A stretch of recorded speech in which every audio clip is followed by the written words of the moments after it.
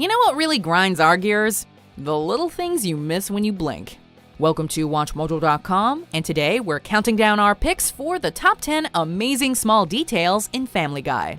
Before we begin, we publish new content every day, so be sure to subscribe to our channel and ring the bell to get notified about our latest videos.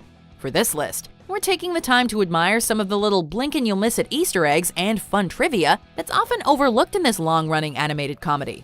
Expect spoilers ahead. Number 10. Buffalo Chris. To get revenge on Chris, Meg embarrasses him in front of the school by showing a video of him parodying Buffalo Bill's Goodbye Horses dance from The Silence of the Lambs.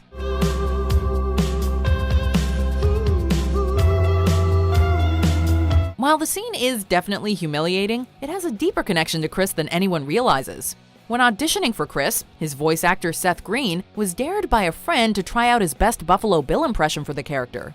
He could have gone with a stereotypical surfer dude voice for Chris, but Green was bold enough to try a hilarious impression of a serial killer, and it worked. So this parody doubles as a testament to the character's vocal inspiration. And I said, can I try something really silly? And I did, and McFarlane liked it, so I got the job. Number 9. All in the Family tribute. Family Guy was recorded on tape before a live audience. Family Guy has paid multiple tributes to TV producer Norman Lear's sitcoms, and the most enduring one is the very first thing you see when a Family Guy episode begins. The opening theme song with Peter and Lois playing the piano, recalling the good old days, is actually an homage to the opening for All in the Family, where we see Archie and Edith Bunker doing the same. Those were the days.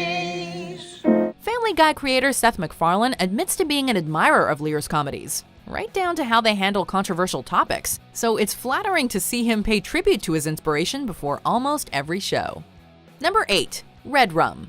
At the start of the episode Love Thy Trophy, Stewie is innocently playing with blocks, but if you look closely, the blocks spell out a not-so-innocent message: Redrum. This is an obvious reference to Stephen King and Stanley Kubrick's The Shining, where the son, the young psychic character Danny Torrance, would mutter the phrase Redrum, which is actually murder spelled backwards. Redrum! Redrum!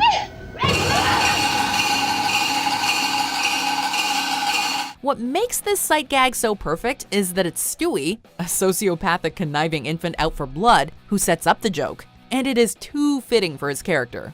It doesn't help that Stewie starts plotting someone's murder during the scene, making the gag even more hysterical. Michael Flatley must be turning over in his grave. Wait a minute, he's not dead. Yet. Michael Flatley. Number 7. Middle finger to the fans? The Griffins are having a family yard sale, hoping to get rid of the excess junk they've collected over the years. If you look closely at Brian's table, you'll see a familiar-looking DVD cover, the cover for Stewie Griffin: The Untold Story. It's not a movie at all, Brian. Just 3 episodes back to back. At first, it seems like subtle product placement, but the extended DVD version of this scene says otherwise. Lois berates the film for trying to pass itself off as a movie when it's really a trio of episodes edited together. Is this a shameless plug or a hilarious jab at themselves for their middle finger to the fans? If the latter, we're not sure if Fox would approve. It's a middle finger to the fans is what it is. I tell you, Fox should be in bed. Number 6. Luke Perry TV Guide. Peter's looking for a story to give to Meg for the school newspaper, when inspiration comes in the form of a TV guide. Luke Perry. If you're quick enough to catch it, or at least have a pause button, you might be able to catch the little message under Perry's picture that says, if you can read this, Family Guy is on the air. If they die, I'll have nothing to watch on Wednesdays. Other than the fine programs on Fox. When it comes to self-aware humor, it can either be more upfront, or in this case, it can be so subtle that you almost miss it. And it's not wrong considering how often Family Guy can be found on TV. Number 5. WWID. While in Mel Gibson's personal suite, Peter stumbles upon the trailer for a planned sequel for The Passion of the Christ. Man, you crazy, Jesus! You're crazy! That's what my ex-wife said. The trailer itself is a pretty goofy parody of high-energy action films, featuring Jesus teaming up with Chris Tucker, but it goes by so fast that viewers might miss one hidden visual gag.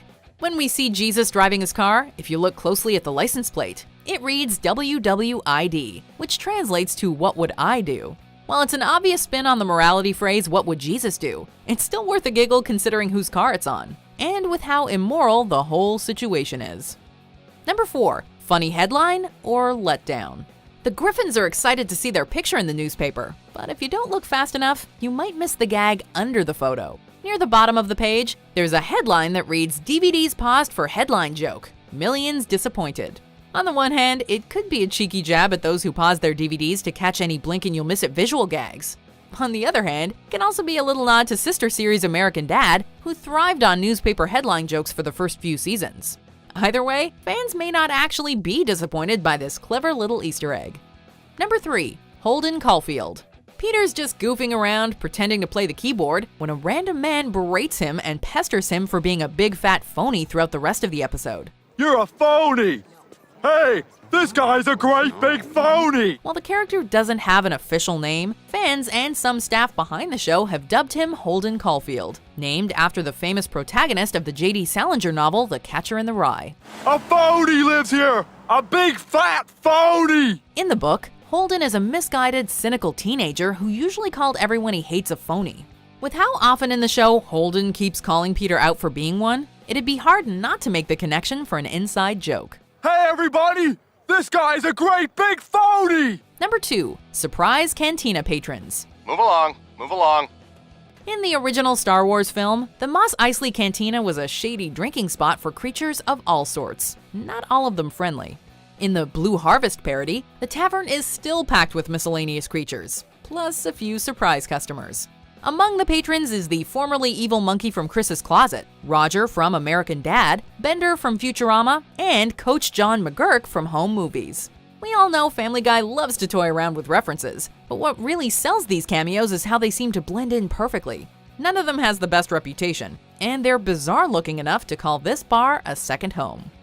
Number 1. What the hell? Taking the number 1 spot is the show's most versatile and commonplace catchphrase. Peter, what the hell's the matter with you? Believe it or not, in almost every episode, there is at least one instance of a character saying, "What the hell?" Ready? 1, 2, 3. What the hell? What the hell? It could be to express frustration, fear, rage, confusion, to make light of something, or even as a setup for another running gag. Yeah, that hurt? That hurt? What the hell? Yeah, that don't feel so good, does it? No matter the context or the character, it is bound to show up in some form. What the hell? No, no, no, no, no, no! If it's not directly mentioned in an episode, it could still appear in an alternate rendition. What the heck? It's amazing what you can hide in plain sight through repetition. Do you agree with our picks? Check out these other great clips from WatchMojo, and be sure to subscribe and ring the bell to be notified about our latest videos.